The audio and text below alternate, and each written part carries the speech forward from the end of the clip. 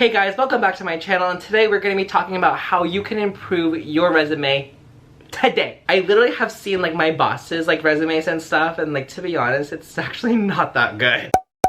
Hey guys, welcome back to my channel. Today we're going to be talking about how to improve your resume, and you have no idea how many bad resumes I have seen in the past. Now when people apply for jobs, like we literally get like hundreds and hundreds of resumes. Depending on the role, we could even get like thousands at a time. Now it is actually true what college advisors and professors literally say about recruiters screening resumes, that it literally takes like 10 seconds like at most. So you really want to do the best that you can to really impress your recruiter so that you can get the first phone screening and get your foot in the door into whatever dream job you want. The first tips that I'd probably have to say is have as little white space as possible in your resume. I've seen people put a whole bunch of like funky font and they try to color code things, and no, like that's not gonna work with me. And the reason why is that with all that like funky color schemes and just like really trying to be fancy with it, like it's too creative for the resume, and to be honest with you, it's very distracting. So the first tip for you is that if you are trying to impress a recruiter,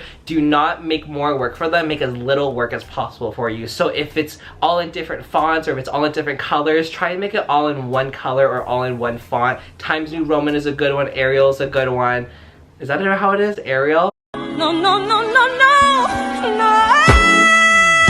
Another myth that I would probably say is to try and have your resume one page. I think that's kind of true and it's kind of false at the same time. I think typically when you are just starting out, that one page is fine. If you have maybe like a couple of years of experience, that's great. But I have seen like software engineers, or I have seen like people who are in like chief financial officers that are like 9 pages or 10 pages. And especially if you are in the tech industry and you maybe say like you got your PhD thesis in some whatever, something like that, you can't really focus it down into just one page. You know, it is definitely very long, but it really just kind of depends on the role and really depends on what we're looking for. If the role is maybe research based and maybe they want someone who has a PhD in engineering, definitely put your publication articles and whatever it is out there. I don't think that's going to hurt anybody. There is such thing as too much fluff as well. So if you're really just trying to use like 5 different lines to like just say that like you like fixed a process or something, like that's way too much and that's way too extra, and you really just need to kind of keep it short and concise just like that,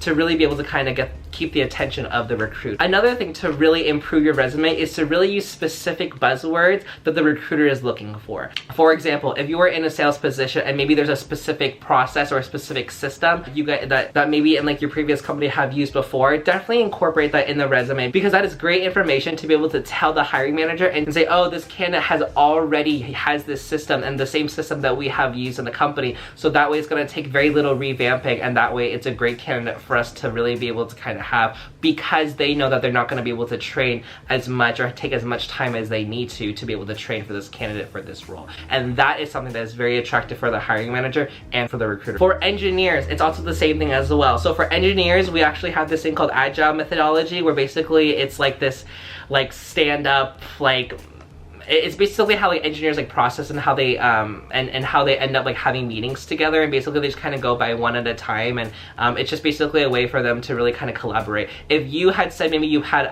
agile methodology on your resume, that's great, that's fantastic, and that's another buzzword to be able to kind of look for. Now that being said, I'm not saying that your resume needs to be like 2 pages or 3 pages, but definitely have it as short as possible and really have relevant experience as well, right? So for example, if you're applying for like a marketing position and maybe you had worked like retail in high school before or in college, that's maybe something you might want to reconsider, because it's not very as relevant as it is for your marketing position, unless you have internship or maybe you had college credit or even college classes that are relevant that you could speak on behalf maybe during your interview or cover letter. Now one thing that I absolutely hate when I see resumes do this is that if I see resumes that are too bulky or too clunky, so if I see maybe like the header here and like the objective here and like the resume is going like horizontally and it's great, and then all of a sudden I like see the resume break down in like different sections, and like I see like maybe skill sets and accomplishments here and then maybe like your bullet points here, that's gonna be a little bit harder for me to really read, because it's gonna take me a lot longer to be able to look at the resume and see what I'm actually looking for, and that's something that I don't want to do work for, because I still have 800 other applications that I need to filter out as well. So when you are fixing your resume, make sure that the flow and the formatting is going to be great as well, and something that you can read easily and absorb easily. When candidates put a summary or an objective summary at the top of their resume, I think that sometimes it's helpful, but also the objective summary is kind of nice, especially when you're making a career change. But again, you can put that in your cover letter. But also with the objective summary, it kind of takes up too much of that heading space, and I can guarantee you a lot of the times that recruiters are not going to be able to read that. What they say about having the action verbs is very true, because language is very important when you are writing a resume as well. So instead of saying that I worked for blah blah blah, first of all, don't even have the word I in there because it just sounds too tacky. You just start in the bullet point. Instead of saying work, maybe you say accomplished, or maybe you developed a process, or maybe that you improved a way somehow. Resume writing is very, very, very important because it shows maturity and it shows professionalism. If you guys want me to make another video of how to write a resume, comment down below and I'll definitely post it up there for you guys. But resume writing is very, very important because it's an easy and a great way to be able to impress your recruiter. One formula that I like to teach to my candidates and to my friends is doing something like this.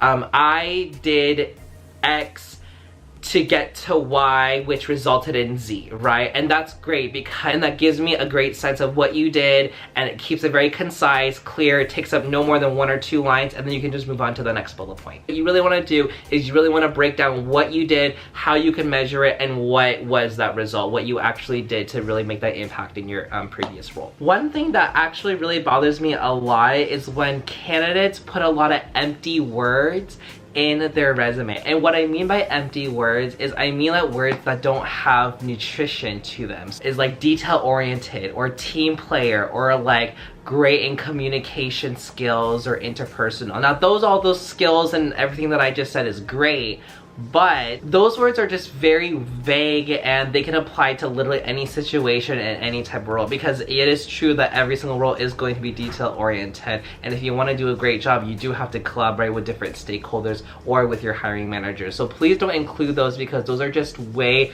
too vague and not specific enough, and you can just apply those words to any situation and to any role. What I really like is when candidates already have their resume designed so that if you take a look at their resume, you're just able to skim it just right off the bat. And I can tell you that a lot of times that recruiters are not going to be able to read that. They're going to jump right into the bullet points. They're going to be skimming for buzzwords. They're going to be skimming for things that they need to look at, that they know that to make their hiring managers happy and look for a specific profile. They're either looking for leadership roles, they're either looking for accomplishments, they're either looking for systems that you have used in the past before. I love it when candidates can just put their first name, last name, maybe like their role that they're applying for, and they're all just set to go, because it's one less thing that I have to worry about. ATS system stands for Application Tracking System, and that's literally how we gather all of our candidates together. That's how we are able to build a pipeline and how we are able to assess all the candidates that we have for the role. What you really want to do is try to impress the recruiter as much as you can,